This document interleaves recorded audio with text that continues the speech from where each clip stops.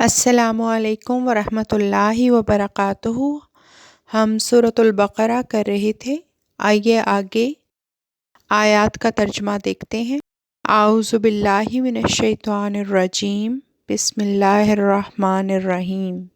آئیے اگلی آیت دیکھتے ہیں۔ یا ایو، اے الناسو لوگ، کلو تم کھاؤ، من سے ما جو فی الارضی زمین، حلالن حلال، طیباً پاکیزہ، و اور لا نہ تتبعوا تم پیروی کرو، خطواتی قدم، الشیطانی شیطان، انا یقیناً ہو وہ، لا ضرور، کم تمہارا، عدو مبین کھلا دشمن ہے، کھلا دشمن ہے۔ اے لوگو، اس میں سے حلال اور طیب کھاؤ جو زمین میں ہے، اور شیطان کے قدموں کے پیچھے نہ چلو، یقیناً وہ تمہارا کھلا دشمن ہے۔ اس آیت میں یہ ہے کہ اے لوگو، زمین میں جو کچھ ہم نے تمہیں رزق دیا ہے، جو حلال چیزیں ہیں جو تم پر حلال ہیں، وہ تم کھاؤ، اور حلال کے ساتھ ساتھ وہ پاکیزہ بھی ہونی چاہیے۔ یعنی کہ اگر حلال تم کھا رہے ہو، سبزیاں ہوں یا پھل ہوں، یہ نہیں کہ خراب کھا جاؤ، ان میں سے جو خراب حصہ ہے وہ نکال کے پاکیزہ چیزیں کھاؤ، حلال بھی ہوں اور پاکیزہ بھی ہوں۔ اب جو گوشت حلال ہیں ان میں سے بھی جو ہے وہ پاکیزہ بھی ہونے چاہیے، صاف ستھرا اور دھو کے پھر کھاؤ۔ اسے کھاؤ اور شیطان کے قدم بقدم نہ چلو۔ شیطان جو ہے وہ کیا کرتا ہے؟ وہ انسان کو برائیوں کی طرف لے جاتا ہے، اور وہ کھلا دشمن ہے۔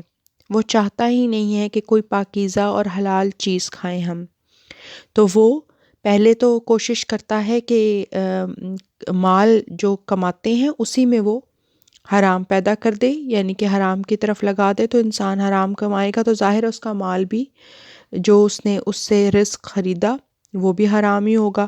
تو پہلے تو وہ یہ کوشش کرتا ہے، اور اگر وہ اس کوشش میں کامیاب نہ ہو سکے تو پھر وہ یہ کوشش کرتا ہے کہ یہ پاکیزہ نہ کھائیں، کسی طریقے سے ان کو یہ روکا جائے۔ تو شیطان کی کہ قدم بقدم نہ چلو اور اس کی پیروی نہ کرو،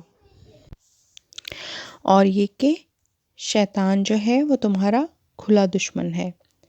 اگلی آیت دیکھتے ہیں۔ انما محض یأمرو، وہ حکم دیتا ہے، کم تمہیں، بھی ساتھ، السوء برائی، و اور الفحشائی بے حیائی، و اور ان یہ کہ تقولو تم کہو، علی اللہ اوپر اللہ، ما جو لا نہیں، تعلمون تم جانتے، یقیناً وہ تمہیں محض برائی اور بے حیائی کی باتوں کا حکم دیتا ہے، اور یہ کہ تم اللہ کے خلاف ایسی باتیں کہو جن کا تمہیں کوئی علم نہیں۔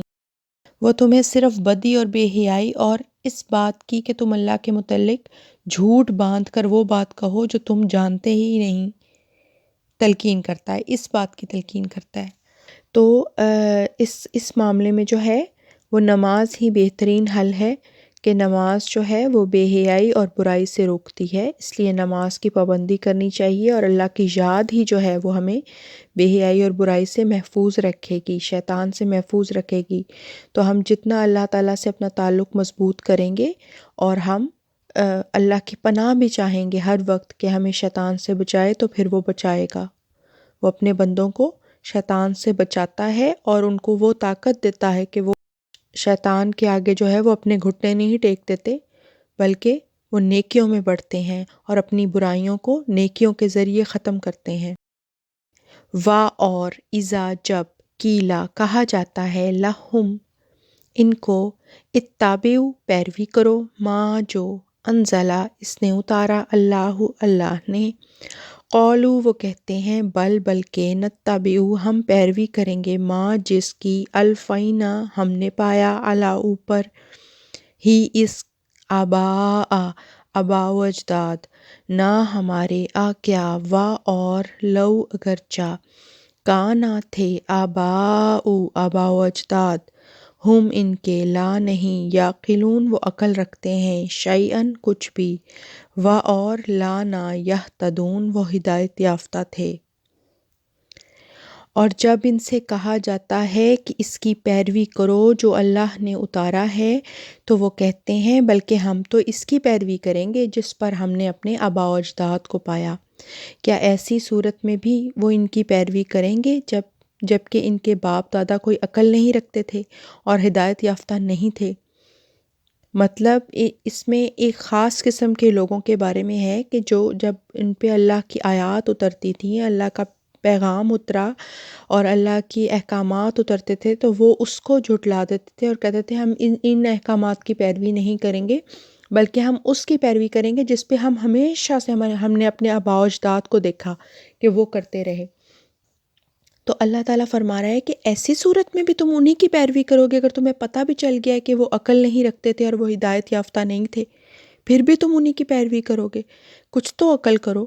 یعنی کہ اللہ تعالیٰ اس آیت میں جو ہے وہ بتانا چاہ رہا ہے ایسے لوگوں کو کہ ایسے لوگوں کی عقل ہی ماری جاتی ہے، وہ حق اور باطل میں کوئی بھی فرق نہیں کر سکتے۔ اگلی قرآن کلاس میں انشاءاللہ ملاقات ہوتی ہے۔ السلام علیکم ورحمۃ اللہ وبرکاتہ، وآخر الدعوانا ان الحمد للہ رب العالمین۔ اللہ حافظ۔